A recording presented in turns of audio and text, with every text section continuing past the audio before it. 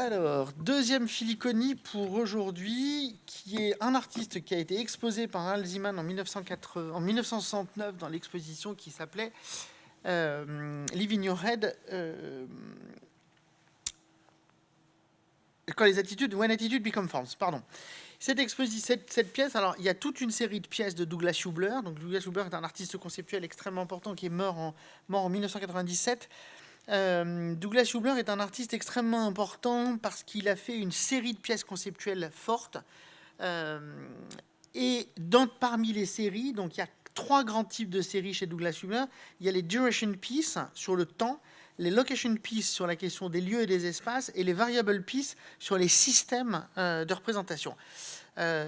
Aujourd'hui, j'ai choisi de prendre une des duration pieces. Il y en a à peu près 70 des duration pieces qui datent de 68. Donc, elle a été conceptualisée en 68 et elle a été donnée le 4 janvier 69 à New York, et qui est la duration piece numéro 6 et qui est celle-ci, qui est donc un dispositif conceptuel typique de cette époque, qui est donc un statement que je vous lirai après, qui est sur la gauche, et après une série de photographies. Donc je vous expliquerai comment ça marche et qu'est-ce que c'est que ces photographies.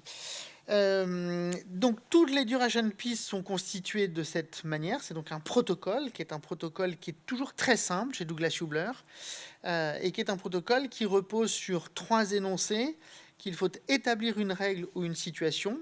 Ici, par exemple, c'est photographier quelque chose toutes les X minutes et donc en faire une série, c'est ce que vous voyez ici.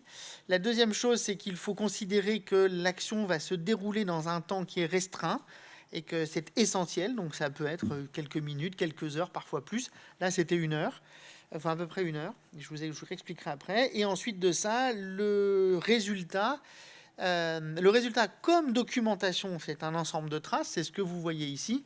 Mais l'expérience artistique de l'œuvre, c'est une expérience que soit vous devez éprouver par le souvenir de l'objet, soit alors vous refaites la pièce et vous réactez la pièce chez vous, là où vous voulez, parce que tout est absolument faisable. C'est pas très compliqué. C'est des pièces qui sont assez simples.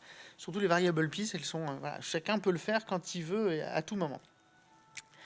Et donc, ce qui signifie que pour Douglas Hubler, l'artiste ne cherche absolument pas à produire une image, mais il cherche, et c'est essentiel, et il le dit, il cherche deux choses. Il cherche, un, à montrer comment le temps, le hasard et l'observation produisent de l'œuvre.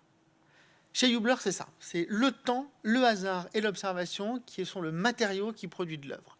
Ça, c'est essentiel. Et la deuxième chose qui sera liminaire chez Douglas Hubler, c'est lié à son statement qu'il écrira en 1969, donc un an à peu près ça, enfin la même année que ça, disons, qui est ce statement incroyable où Douglas Hubler écrira: il y a trop d'objets dans le monde, j'ai donc décidé d'arrêter d'en produire. Et qui est un truc qui va être essentiel pour la définition de l'art conceptuel, qui va être absolument une matrice absolument incroyable, qui précisera cette question, qui est qu'effectivement, faire de l'art, c'est probablement pas produire des objets, mais voilà, c'est produire des relations, des situations, quelque chose qui permet de montrer la manière avec laquelle nous entretenons des choses avec le temps, le hasard et l'observation. Donc ça, c'est la première chose, et donc c'est ce que vous voyez, dans cet objet. Alors, cet objet, je vais vous lire le statement qui est sur le côté, et donc comme ça vous permettra de comprendre ce que vous avez devant les yeux. Il est écrit: projet de sculpture in situ, duration piece number 6, New York City. De la Sûre, décrivant un rectangle de 2,5 par 4 feet, a été placé sur le sol d'une pièce dans un bâtiment au 44 East 52e Street pendant une période de 6 heures, le 4 janvier 1969. Le destin, entre guillemets, du matériau pendant cette période a été documenté par 13 photographies Polaroid prises à intervalles de 30 minutes. La Sûre a ensuite été retirée. Les photographies jointes à cette déclaration constituent l'œuvre finale, bien que l'ordre chronologique ne soit pas indiqué. Et enfin, c'est signé, donc à côté de la signature que vous voyez sur l'image, c'est signé en même temps, enfin c'est signé à côté, conçu en décembre 1966, exécuté en janvier 1969.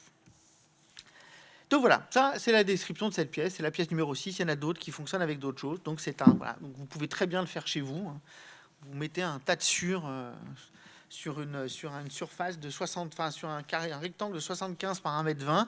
Vous mettez un tête sûr, et puis voilà, pendant 6 heures, et puis toutes les 30 minutes, vous prenez une image de ce que ça a bougé en fonction qu'il y ait des gens qui sont passés, que vous êtes passé, etc. Et donc, ça va modifier évidemment cette question, et c'est précisément cette expérience que vous devez éprouver, etc. Donc, pour arriver à comprendre cette chose, moi, il faut que je vous passe quatre choses. La première, c'est de vous remettre un tout petit peu l'idée d'un contexte historique et artistique de l'expérience, enfin de ce qu'on appelle cet art conceptuel et les pièces de Douglas Huber. Elle s'inscrit parfaitement dans la période maximale de l'art conceptuel, qui est donc en gros de 62 à 70, et qui est en même temps de l'ensemble de tous ces travaux sur la question des énoncés, sur la question de ces expériences protocolaires que vous retrouvez à la fois chez Sol Lewitt, Joseph Kossuth, Laurence Wiener, etc., etc. Et donc à chaque fois, remise en cause de la primauté de l'objet. C'est pas l'objet qui importe.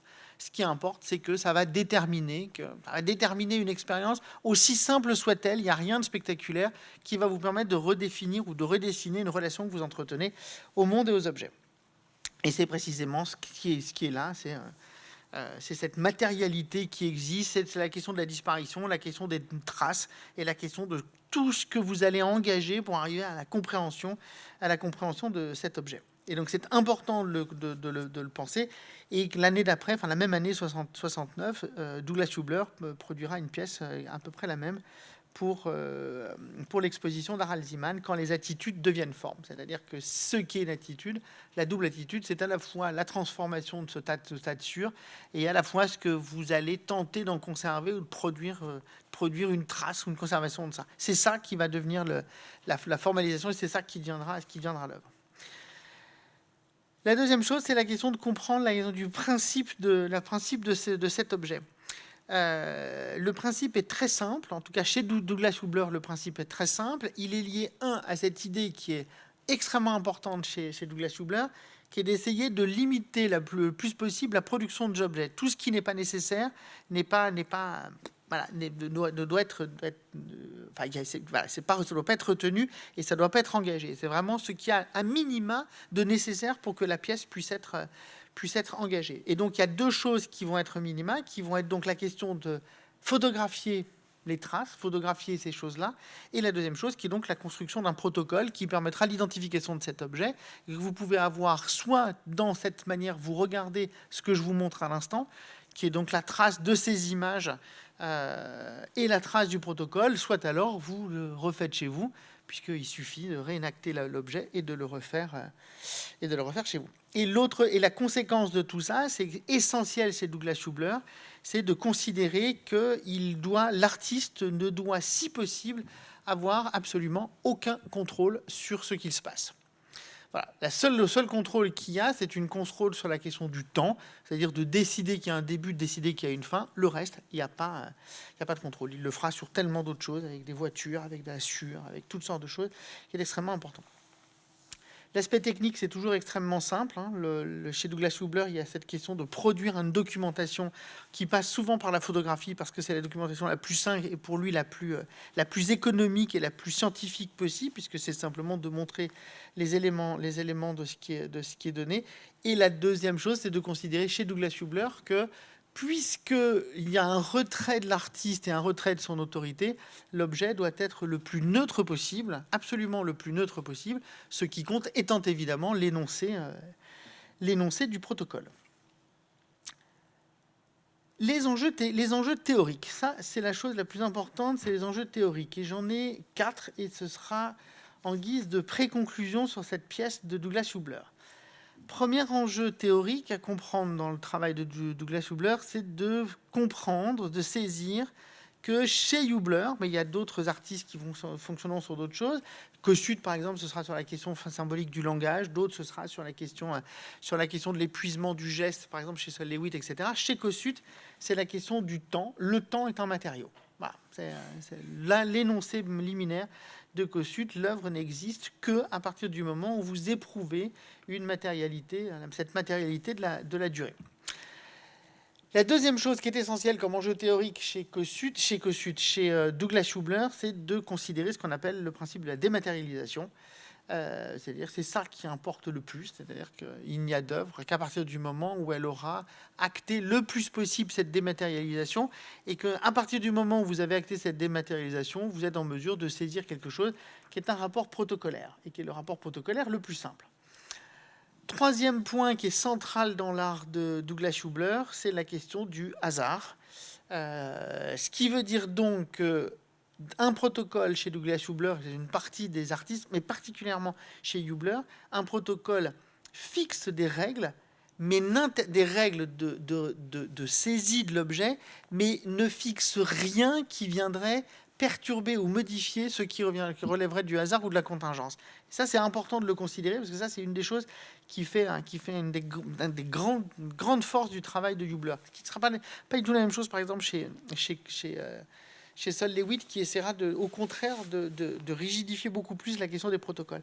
Et le dernier concept qui est extrêmement important chez Douglas Hubler, c'est de considérer la question de la banalité comme sujet artistique. C'est-à-dire qu'il n'y a rien d'exceptionnel, il n'y a rien de spectaculaire, et que ce sont des micro-petites choses, la sueur, la poussière, des petits éléments qui sont là et qui viennent déclencher quelque chose sur une manière avec laquelle vous regardez. Alors il y en a plein, vous avez en même temps... À la même période, vous avez cette artiste américaine qui s'appelle Myrle Lamaniukles, qui, elle, travaillera sur le nettoyage. D'autres travailleront sur encore autre chose. Mais c'est vraiment cette question d'une immense banalité. Il n'y a rien de spectaculaire, et l'art n'est pas là pour produire du spectaculaire. Et donc, ce qui transforme le quotidien, c'est évidemment pas l'œuvre, hein, c'est la réception qu'on fait de l'œuvre, ça va de soi, et c'est ça qui est important. Et donc, conclusion, j'en propose trois rapides. Pour comprendre cette œuvre. Alors il y en a plein, vous pouvez reprendre toutes les œuvres, les Duration Pieces de Douglas Hubler, elles sont toutes assez fascinantes, ainsi que les Location Pieces. La première, c'est de considérer que tout le travail de Hubler s'inscrit dans cet énoncé de Hubler, qui est ce statement qu'il va publier en 1969, je cite, « Le monde est rempli d'objets, je ne souhaite pas en ajouter davantage », qui est donc l'énoncé liminaire de la pensée de Douglas Hubler. Deuxième conclusion que j'essaie de vous proposer, c'est de considérer que, pour Hubler, l'art devient un processus d'observation et d'enregistrement et pas un processus de création d'objets.